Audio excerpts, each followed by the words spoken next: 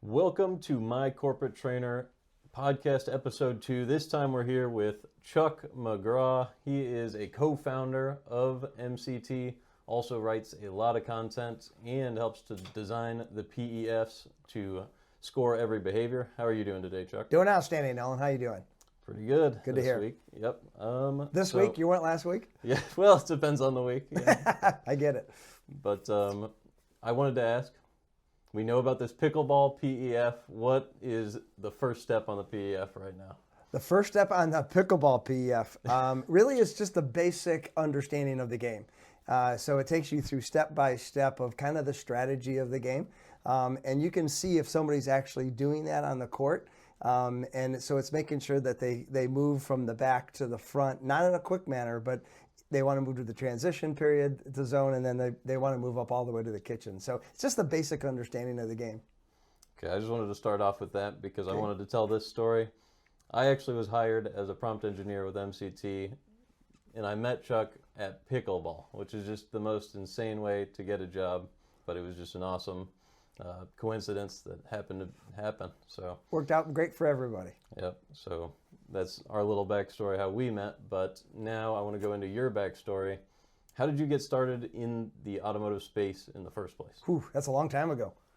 Long time ago. So back in 1982, I actually got a phone call from my older brother and said, "Hey, what are you doing for the rest of your life?" And I had just really graduated high school. And he goes, I said, "Brother, I have no idea." He goes, "Come on over here to the car dealership. You're starting to sell cars tomorrow." Okay, so that's what I did. That's how I started in the car business. So you sold cars I within did. the car business? I did. How long did that stretch? Several years, and then my brothers decided to start a new business called Marcom Technologies. And so I was actually the first person they hired. So I got my car business experience for a few years, and then moved right, and it's probably 3-4 years, and then moved right into working with Marcom Technologies. So what was the innovation, what was the startup decision-making with Marcom? Why did Marcom come to be? Well, that's a great story. My older brother, one of my two older brothers, used to work for another gentleman that was in the auto industry, did some training. And they do these one-day seminars. And these one-day seminars were great. They were fun. They were entertaining. But when people came to those, students came to those, they would take their information back and maybe use it. Most of the time they didn't. They were entertained. They had fun at the training, so they'd give a positive review, but they really didn't change their behavior when they got back to the store. So my oldest brothers thought, hey, there's got to be a different way. So he decided to really build the very first recording mechanism in the auto industry. So Marcom was the very first company that ever recorded calls in the auto industry. And we were able to do that in a very, in today's standard, very, very rudimentary way. So, and that's what we did. And it was somewhat of a success story. We went from really nothing to an international company in 5 years. That is, wow, that is very impressive. So you talk about it being a little rudimentary. What was the process like from recording to grading to the feedback, getting back to the company? What did it look like? Well, actually, my actual first job was interesting enough. With Marcom, I was hired as one of the local reps because I understood the car business. But I also had another job in the company that was helping build these 6-foot booths that we actually put into car dealerships all over the country. And in this booth, there was a locked drawer. In this locked drawer, this drawer was a recording device that we had engineered that could listen to just one side of the conversation. Back then, there weren't the laws that were today where you could be okay to record both sides. It had to be just one side. So we did. We invented this telephone and recording device that could do that. So we would take these every week, take these cassette tapes. A lot of people don't even know what those are anymore. We'd take these cassette tapes, have the managers at the dealership FedEx those to our office in Chicago, where we had a boiler room of about 50 analysts that would actually listen to, critique, and score those incoming sales calls for car dealerships. And then once a week, we would actually go in and train the salespeople. Okay, so you would actually go meet with them? Yes. And you would train? Okay. And it was the greatest training in the world because you just pushed a button and we go, okay. And they do it, and it was very interesting. Again, this is where how people learn, see it, hear it, do it. So we were actually at the store, they'd hear themselves. And then the whole time as a rep, my job was to take every incoming sales call that came into the dealership, use the process that we would train, show them that it worked, and then again, try setting appointments for them so they got this real positive feedback. So we would leave the store with 3, 4, 5, 6 appointments for salespeople before we even left the store. So what I'm hearing is every time they showed up, they had their baseline because you were already, you were describing what they were doing wrong. You showed them the model by answering the calls in front of them. And then once you left, they were ready to do it themselves. Did 100%. You ever observe them doing it at the end? All the time. Yeah. So boom, there you go. You got the competence performance as well. So exactly. There you see, Les Shapiro's method in action back with Marcom. So now talk a little bit about how Marcom evolved into MCT and how you were part of that process. Well, the company actually sold to another gentleman out of Chicago in 1991, the first Marcom, to a gentleman by the name of Pat Ryan. And for those of people that don't know Pat Ryan was basically involved in creating the F&I department for car dealerships. He actually grew from Pat Ryan to a company called Aon Corporation, which is still in existence today. They're a Fortune 500 company. Their headquarters, of course, are in London, and still a huge company today. But he grew that to that level. It was really impressive. So we sold to them, and then I fell under that Ryan, what I call the Ryan fold. I worked for Pat Ryan and for that company for about 7, 8 years, and that's how I ended up being working in the training division. And you mentioned earlier a gentleman by the name of Les Shapiro. That's how I was able to study under Les, writing training, learning how to write learning objectives, learning the whole guided discovery method. Okay, so that is how you got your introduction to guided discovery. Yep. And helped to build that out. So what does your day look like now? That's the fun thing about running a business, right? The day is never the same. I wake up in the morning with a game plan and generally try to filter through that game plan as much as I can, but it's coming at you from all sides. So it's pretty hectic but fun. The great thing about this is that we're just having a ball doing it. We're kind of on the cutting edge, are on the cutting edge of what we're providing to our clients. They're getting the information from AI and working with people, and they're having fun using the platform. And so that's awesome. We've got a whole bunch of great people working for the company. Phenomenal. Again, it's all about, making something that's easy, usable at the dealership level, but just having fun doing it.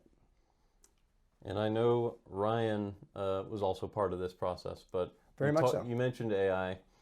How did you two run into the idea of AI maybe doing some of these parts of the process? Because obviously, we talked about what it looked like, in the 80s. Yeah. And it's evolved over time. But AI obviously is a very unique tool which improves multiple aspects of this business. How did you run into maybe this idea? Well, that's interesting because when we started this whole process, one of the big things that we wanted to do, because Ryan is and the rest of my family actually are such big gamers, our original idea was to bring gaming and education together. Now, I'm not talking about just gaming where you do something and you get a badge. I'm talking about the true environment of gaming, right? So that was really Ryan's original idea. Him and I were talking years and years ago, and we said, "Oh, that would be kind of cool." And so we started building this platform that would bring those two things together, because we know if somebody's going to change their behavior and get better at doing something, if we can make it fun while they're doing it, we know the most likely they're going to be able to do the behavior we want them to do at the end. So that was really what was exciting for us. And then AI, just a few years ago, started making its big push. And just through collaboration with the team, we started coming up with ideas of, okay, how can we incorporate this and make it, again, easy for people to use as well as have fun doing it? And AI seemed to be the natural progression to that. So gaming was really where it started. 100%. We were really thinking, oh, let's make it like gaming. Let's make the training fun. And then AI just came right at the perfect time, and it did. Helped to really did, yes. Form what MCT is right now. 100%. Right. What could the gaming look like in a couple of years? Let's say VR gets a little bit more technologically advanced or something like that. What is on the horizon maybe on the gaming side? Well, Nolan, that's a great question. What we really want to get to is the ultimate world for us is to have somebody put on a pair of glasses.